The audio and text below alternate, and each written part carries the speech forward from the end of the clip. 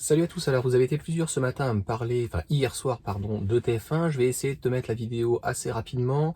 Je mettrai l'actu de la semaine, je pense j'avais prévu ce midi, donc ce matin ça va être très rapide. Alors le but, c'est pas de démonter cette pauvre dame qui vraiment, je suis désolé, ça ne reflète absolument rien.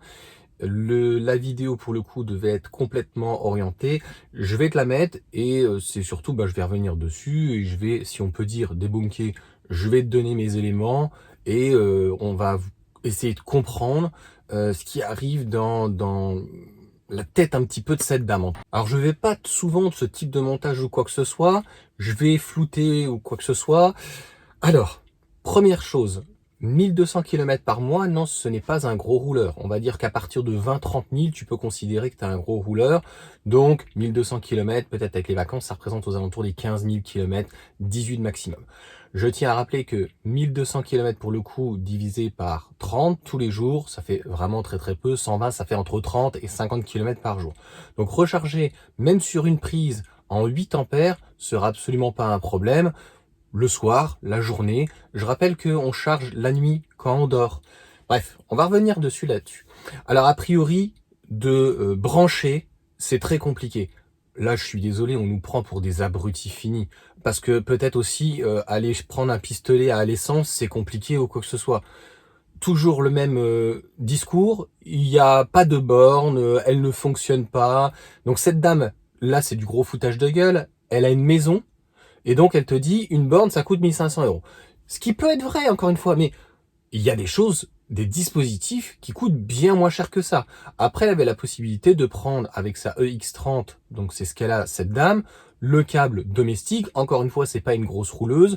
Si elle est en 6 ampères, donc sur la moindre prise, en fait, elle est piquée 1400 watts sur même 5 heures, c'est pas énorme, tu vois ce que je veux dire, ou 8 heures, à un moment donné, ça va pas faire brûler ta maison. À un moment donné, il faut arrêter. Tu vois ce que je veux dire? Je te parle même pas de 13 ampères ou de 16 où il faut une prise renforcée. Et il y a des électriciens, j'ai fait avec du Daolar ou autre, et même voilà une prise dédiée. Enfin, moi j'ai ma maison en Vendée et pour le coup, j'ai en fait la prise du garage qui est dédiée et je me branche dessus. On va dire et on peut me dire tout ce que tu veux. Si tu veux, aujourd'hui, j'ai eu absolument aucun problème. Après, voilà, ça, c'est un autre débat. Et alors, le dernier, 13 euros du 100 km. Donc, cette X30, je ne sais pas si elle a bénéficié des bonus ou quoi. Ce qui est certain, c'est qu'au minimum, si elle n'a pas les 4 roues motrices, elle a un véhicule de 272 chevaux qui marche quand même très très bien. Donc, si on devait trouver une équivalence en termes d'agrément de conduite, et on va dire en termes de véhicule à peu près à 40 000 euros, ça sera compliqué. Euh, Même sur une borne où on est en type 2, il y a des Lidl qui fonctionnent bien, hein, c'est entre 30 et 40 centimes. Même si tu es à 20 kWh, allez, on est déjà à 8 euros. C'est déjà énorme. Mais chez toi, même si tu es à 20 centimes et à 20 kWh, ça fait 4 euros. Donc ils sont où les 13 euros? Et après, elle te compare ça avec oh ouais, ça me coûterait 8 euros à la même équivalence en essence. Une berline une compacte, pardon, qui fait 400, qui fait 272 chevaux. Je te dis, qu'est-ce qui va en fait dans ce reportage? Bon, d'après ce que j'ai compris, le but c'est de faire le buzz. Donc je pense que même si c'est à la télé, à un moment donné, je pense qu'on a le droit de les ridiculiser.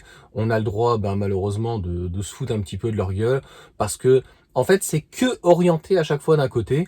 Et dans ces cas-là, vu qu'ils ont pris quelqu'un qui était malheureux donc de son véhicule électrique, c'était le but. Et la prochaine fois, j'espère que TF1 va faire une vidéo sur quelqu'un donc qui serait heureux et qui branche chez lui par X possibilités, tu vois. Par exemple, chez Renault, moi j'ai bénéficié de la borne et la borne était gratuite et en plus j'ai eu du crédit d'impôt. Enfin voilà, et je l'ai bridé à 4. Et avec 4 kWh, ça me suffit donc largement sur on va dire 6 à 8 heures la nuit, à partir de 22 heures avec du tempo. Demain, quand je ne serai plus à tempo, en fait, dès que je vais brancher la voiture, tac, enfin, tu me diras, si je prends un heure creuseur pleine, à 22 heures, elle va se lancer. En plus, il te filme un type 2. Après, on voit bien qu'il y a un CCS sur une MG4 parce qu'il a fallu illustrer le truc. Et Mais c'est juste n'importe quoi.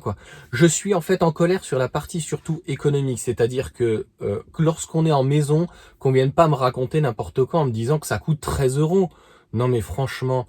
Et donc il y a des gens qui vont encore une fois gober, et il y a des youtubeurs qui vont reprendre en disant vous avez vu ce reportage de TF1? Eh ben non. Alors là je suis désolé. Autant lorsque c'était les journalistes, c'était monté, on voit bien qu'ils en font un pataquès et que ce n'était pas professionnel. Là non, c'est tellement orienté que si tu veux mettre ça en plus encore une fois aux 20h et y rechercher quelqu'un, c'est de la merde. Honte à vous TF1, vous faites vraiment là de la merde. Si vous voulez dans ces cas-là orienter les choses, à ce moment-là, il faut aussi de l'autre côté trouver un utilisateur avec une utilisation classique qui est comme la dame en maison, qui va recharger chez lui, normal, même à 27 centimes la journée, tu vois. Hein, même pas quelqu'un qui rechargerait soit au travail, soit avec du photovoltaïque. Hein, faut surtout pas le dire ça. Donc en gros, 27 centimes et voilà, il a 20 kWh, on sait pas pourquoi. Bon, sur une moyenne, en toute honnêteté, on dépasse pas les 15 kWh, surtout sur un EX30. Et voilà, quand on est aux alentours des 20 centimes, parce que lorsque tu as une voiture électrique, bah tu passes en heure creuse heure pleine minimum. Donc en fait, tu es à 21 centimes. Donc en gros, tu es à 3 euros. 3 euros d'utilisation et pas 13 euros. Enfin, je sais pas. C'est comme s'ils allaient à la pompe, tu vois, ces enculés, il n'y a pas d'autre mot, et que ils allaient prendre, ça arrive parfois, des pompes qui sont hors de prix. Des stations, en fait, qui ne peuvent pas entretenir des cuves ou quoi, et au lieu d'être à 1,50, ils sont à 2,20 €, tu vois.